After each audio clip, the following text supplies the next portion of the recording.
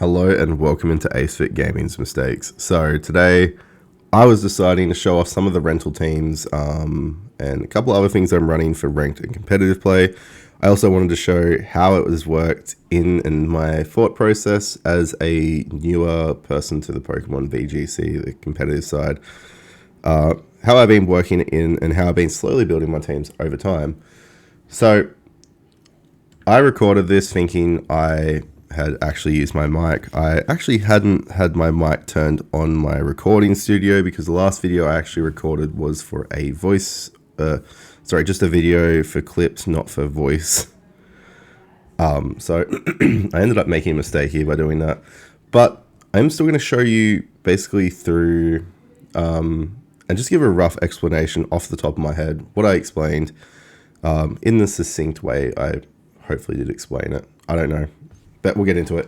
Alrighty, so we're going into ranked battle. As you see, I've dropped back to Ultra Ball. I've been playing between Master Ball and Ultra Ball, testing some new teams, just because I couldn't be bothered to drop too far. So here's my favorite team, is my Shared 4. So these rental teams, if you are interested in it, make sure to comment below. I will leave you the codes there. And make sure to sub and give us a like, because we are, as I said, we're taking you our way through people who are new to competitive and ranked, similar to me, how I've gotten better, what my new thought process is on running my different teams, and so on. So here I'm explaining, basically I'm running Tornadus with Rocky Helmet. I was running it with Focus Sash before, but I shifted Focus Sash to Chien Pao. And then I also ran a couple of other different setups. Now here, Tornadus, the sets I'm using here, it's a little bit hard because it is cut off. We have mostly focused on defensive and special attack. Speed I didn't boost because it wasn't the correct nature, but it was all I could get at the time. And it's actually worked better to bulk him up for him to at least last a couple of hits, where he can take the attention off some of my other big hitters and get that tailwind off with the prankster ability. So honestly, not upset with how he's run. Good thing is I can also stop others from setting up things like Trick Room with Taunt, and then set up my own Tailwind as long as I survive into that next round, which majority of the time I do, and then Icy Wind to knock down others' speed.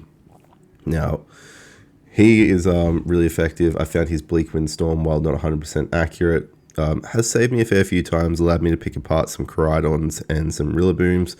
So he's very effective in majority of the teams I run. And he also fits in well with teams like a mix between a Trick Room and a Tailwind setup, where I can actually have some interchangeable mons.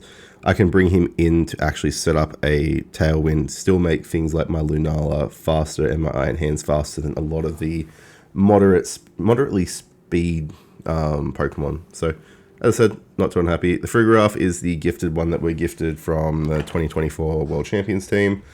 And then similar with the Rillaboom and the Incineroar, because I lost all my old save files with all my old sets, I basically, a couple of Pokemon I had to just go with whatever I could get as fast as possible, and they were the first ones that sort of gave out. So I was happy if I didn't really mind running mixed teams like this. Now here, this box is literally my current competitive box and how I'm building them. You will see soon a team with Dragapult in it. It'll be a Dragapult, Iron Juglius, Iron Moth, Miraidon. Ooh, hold on.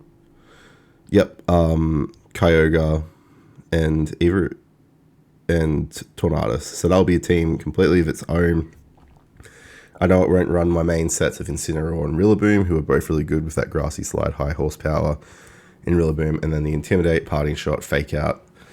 But that's neither here nor there. I don't always run a Fake Out set. Reason why I don't always run a Fake Out set is because I've got my own counter to it, which is that Covert Cloak Miraidon. Now, breaking down here, Iron Moth is very effective. I have a status move on there, such as Light Screen, normally for when I'm running Booster Energy, but at the moment I changed back to Choice Specs. So Light Screen is going to change to something else.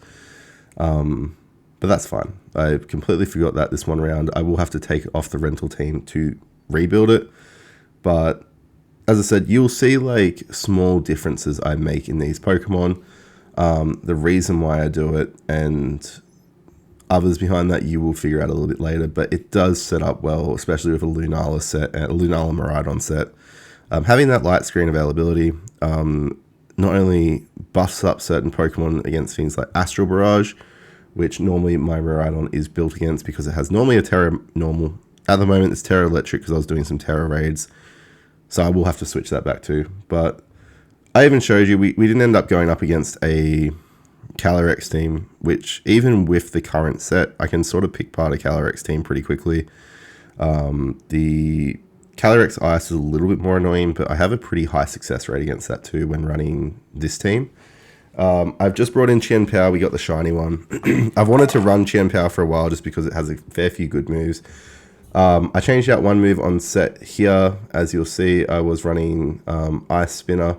Ice Spinner is really effective in the sense of it does remove terrains. Bad thing about removing terrains for me is majority of my sets are terrain based. It'll only be good against like a Rillaboom. The thing is I can always just Volt Switch out, bring Miraidon back in, have it set back up, Choice Specs, Quark Drive, Iron Moth then like covers majority of things if it's Fairy, Terra. So as I said, it's a pretty good setup. It's a really good team. Incineroar, as I said, as I explained before, it's just the ones that were gifted. I haven't fiddled around with them too much. I may do a reset Mochi and reset EVs, IVs, and things like that and sort out how I want it. But at the moment, I'm pretty happy with it. Incineroar is, as I said, beneficial, but not needed to make a perfect team for me. If anything, he's probably one of the ones I trade out the most to bring in things like... I was running Talonflame for a while as this backup Tailwind setter. I do want to run a Lugia tanky team with... now, the secondary Pokemon would have to be either Kyogre or Miraidon on that. I can't have two tanks in the sense of Lugia and Lunala. Now, Lugia, I would obviously be hunting for that timid nature. It's really effective. But yeah, so like, as you can see, I just wanted to break down the basics of it. I was running Choice Spec Miraidon for ages, which got me up to Ultra Ball pretty efficiently. Problem with that is the inability to protect and the inability to then set up correctly for a Shadow Rider Calyrex. Shadow Rider Calyrex is really effective in the sense of that Astral Barrage. Now, I do have a counter with that with the Wide Guard Lunala. And also, obviously, I am going to make my Dauntless Shield Wide Guard. Sorry, not my Dauntless Shield. My Deku and Karchan. Oh, sorry, Karchan's going to be Wide Guarded up to, which is my Zamazenta. Now, as I said, I was going to change it back to normal here. Realized, well, sorry, I didn't know this before. You can't change once it's in rent. You've got to take it off the rental. So I can fix that later. But I thought, you know what? Rather than like spending the next 5-10 minutes just taking it off rental and bring it in. Alrighty, guys, I'm back. Sorry. So what we decided to do, rather than having to reset rental teams, just so I can change one Terra type, I decided to show how you could use basically a Terra Electric setup that I was looking at, or the other bet that I was going for was basically just like explaining what I was going to do if I got into the situation, if I had the Terra Normal. So I thought, let's do one Ultra Ball rank. One, to show you the thought process I go through when I go in between the ranks as I'm building and testing teams, to see how efficiently they deal with not only a lot of meta teams, but things that can throw off the meta. So we go into the battle stadium here, ranked battles. Now, this was like, to me, this is the easy bit. Having this all set up, I go through the teams I could run, and I'm like, well, I could run this. This one I'm still tweaking at the front here. Honestly, the first three I'm still tweaking. Team 4 is my main go-to. Team 1 and Team 4 I've made to Master Ball rank. Team 2 and 3 I made up as of last night. Now, so the Team 2, I've had 3 wins with no losses. Team 2, continuing off once again, guys. So, we have the team that we're running here. Now, for a second, I completely forgot that Miraidon was still Terra Electric.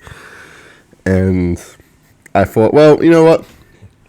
We'll run it. I'll be able to show you how it works against Calyrex if we get a Calyrex.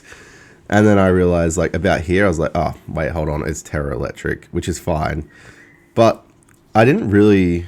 See, certain matches, you don't need to Terra. You just got to read how it plays. Now, I go into these matches, especially if it's set up how I've got it here, you'll see as I go through the choice of like what I want to run, it's a bit different. I'm sitting like towards the middle end of lower of Ultra Ball tier at the moment. I just keep tanking down to the bottom of Ultra and then working my way back up, just to test the team, see how it goes, and like the record it gets in my way. It's just the easiest way for me to manage it.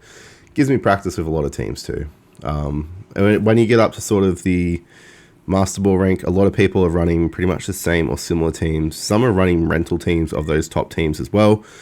And it doesn't give me much practice against ones that I wouldn't usually verse in those unless I'm in that top area. So here you see I'm going through.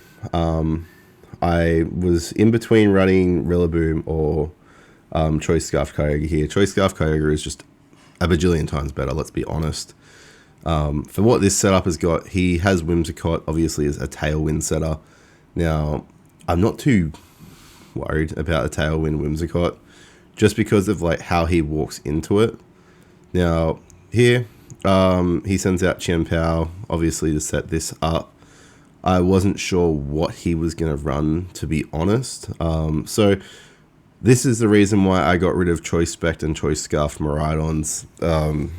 Was just the adaptability of being able to change, being able to use Protect efficiently.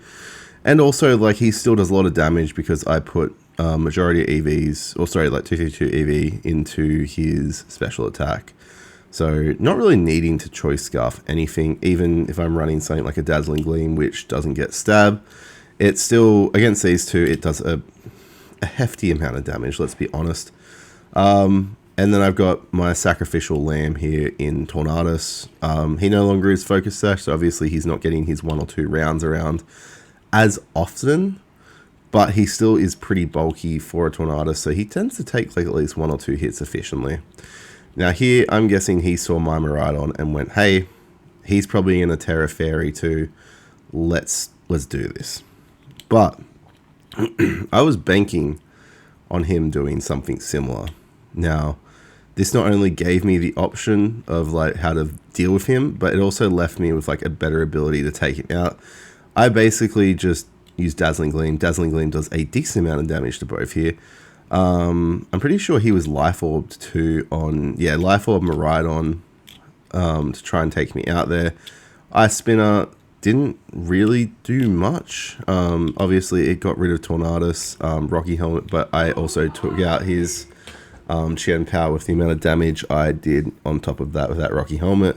So it was just an easy trade-off there. Tailwind was already set up. Now, here I had the two options. I could come in really hard and strong, run Iron Moth, Dazzling Gleam them to death. Or B, just let Kyogre come in. Now, Kyogre has Ice Beam. If he led with Zamazenta, he would have, obviously, a Wide Guard setup. Now, Wide Guard setup stops things like Water Spout and Origin Pulse. This is where I have things like Thunder and Ice Beam. But he sends out Whimsicott, which is easy counter. Just Ice Beam him, and then just Electro Drift onto that Miraidon. Now, this is where I'm in R'ing, but Electro Drift I knew would take out, especially with the live orb damage it would do. So all I do here, Electro Drift onto it, and then, so they, sorry, they get their Prankster Tailwind set up with their Whimsicott, which I'm fine. Draco Meteor, because I'm pretty sure he just thought I was just going to Grass Terra, so it was just the safest bet there. Not the best idea he's had. Ice Beam onto the Whimsicott. It's sashed, which is also fine, because I could take it out next turn with my Choice Scarf. I get the freeze off, which I was happy with. That's the second freeze I've ever got off in ranked or competition. Then Electro Drift straight onto his Miraidon, and bam, Zamazenta's left. Zamazenta is basically has zero chance because I have the Ice Beam that I can use to possibly freeze him but still chip at his health. Have Electro Drift that I could have changed into Terra Electric, and also if he goes Terra Fighting, I also had the backup of my beautiful Iron Moth. Anyway guys, I hope you enjoyed that, and I'll see you guys next time.